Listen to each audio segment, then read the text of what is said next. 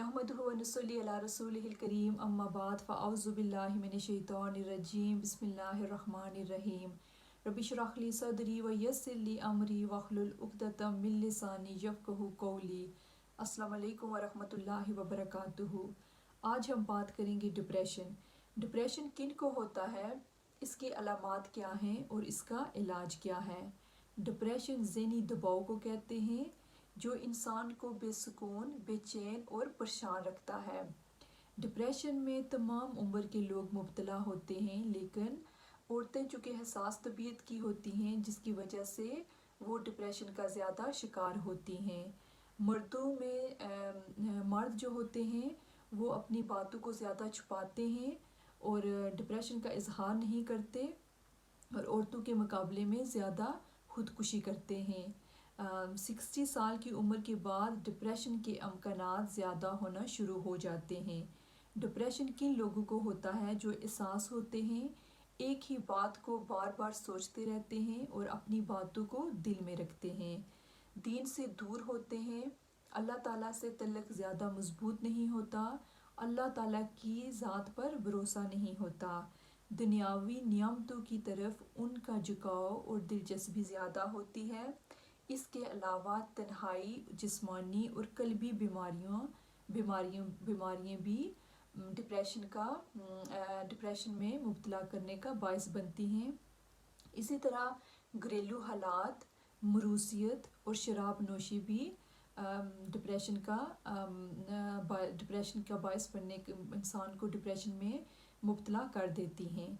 वक्तन फ़ौक़तन इंसान उदास हो या मायूस हो तो ये नॉर्मल बात होती है, लेकिन अगर मुस्तकिल इंसान मायूस रहना शुरू कर दे, ये परेशानी एक या दो हफ्तों के बाद ख़त्म ना हो, कई दिनों तक चले, तो इसको डिप्रेशन की अलामत समझा जाएगा।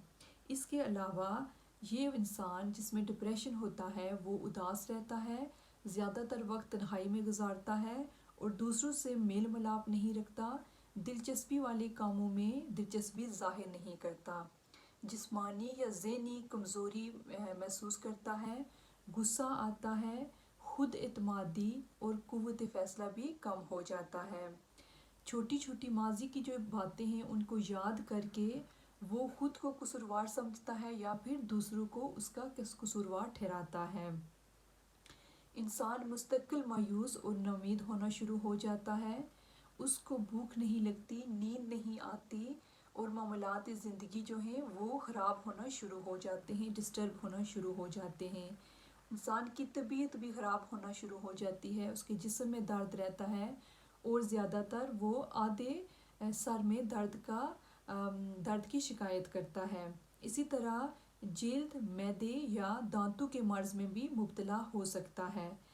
ऐसे मरीज़ों का यानी डिप्रेशन का इलाज क्या है, बातों के ज़रिए इसको ठीक किया जा सकता है या फिर अद्वियात भी दी जा सकती हैं। यानी दो सिचुएशंस होती हैं, या तो इंसान किसी दूसरे के साथ, किसी बाएतमाद शख्स के साथ बातें करके बेहतर महसूस करता है और फिर आस्ता आस्ता वो ठीक होना शुरू हो जाता है, लेकिन अगर डिप्रेशन वर्स हो जाए तो फिर उसको अद्वियात भी दी जाती हैं या फिर दोनों चीज़ों का इस्तेमाल किया जाता है, उनसे बातें भी की जाती हैं और उनको अद्वियात भी दी जाती हैं। 80% लोग बगैर इलाज के भी ठीक हो सकते हैं और 20% लोग जो होते हैं, अगर चंद सालों तक उनका इलाज ना किया जाए तो उनका डिप्रेशन शदीद हो सकता है और वो खुदकुशी भी कर सकते हैं। कुछ चीज़ों पर अमल करके अगर डिप्रेशन शदीद ना हो तो ठीक किया जा सकता है। तर्ज़ ज़िंदगी को बदला जाए, रात को जल्दी सोया जाए, सुबह जल्दी उठा जाए, अल्लाह ताला से तल्लुक़ मजबूत किया जाए, नमाज अदा की जाए, अल्लाह ताला का ज़िक्र किया जाए, क्योंकि कुरान में है कि खूब समझ लो कि अल्लाह के ज़िक्र से दिल को सुकून मिलता है, यानी इत्मीनान क़ल्ब अल्लाह के ज़िक्र से है। क़ल्बी बीमारियों से बचने के लिए कुरान को तर्जुमे और तफसीर के साथ पढ़ा जाए ताकि दिलों के साथ साथ इसके अमल में भी इस्लाह हो सके। इसके अलावा अल्लाह ताला पर भरोसा रखना चाहिए, अल्लाह ताला के साथ हमारा तल्लुक़ मजबूत होना चाहिए और अल्लाह के फ़ैसलों पर राज़ी رہنا چاہیے، جس کی وجہ سے اس بیماری سے ہم نجات پا سکتے ہیں۔ اگر اللہ تعالیٰ سے ہمارا تعلق مضبوط ہوگا تو پھر لوگوں کی باتیں ہمیں بری نہیں لگیں گی، لوگوں سے ہماری بے رغبتی ہو جائے گی، اور ہمارا جھکاؤ جو ہے وہ لوگوں کی طرف زیادہ نہیں رہے گا، جس کی وجہ سے ہم ڈپریشن سے بچ سکتے ہیں۔ اسی طرح نیک لوگوں کی مجلس اختیار کرنی چاہیے، خود کو بھی دین کے کاموں میں لگانا چاہیے۔ جب ہم خود کو دین کے کاموں میں لگائیں گے تو ہماری توجہ دنیا کے کاموں سے ہٹ کر قبر اور آخرت کو یاد رکھنے کی طرف متوجہ رہے گی، اور ہم اپنے وقت کا صحیح استعمال کریں گے اور ہم آخرت کی تیاری میں لگے رہیں گے، تو دنیا کی جو چیزیں جن کی وجہ سے ہم ڈپریشن میں مبتلا ہوتے تھے وہ ختم ہونا شروع ہو جائیں گی۔ اسی طرح ورزش کرنی چاہیے، سبزی اور پھلوں کا استعمال کرنا چاہیے، پانی زیادہ پینا چاہیے۔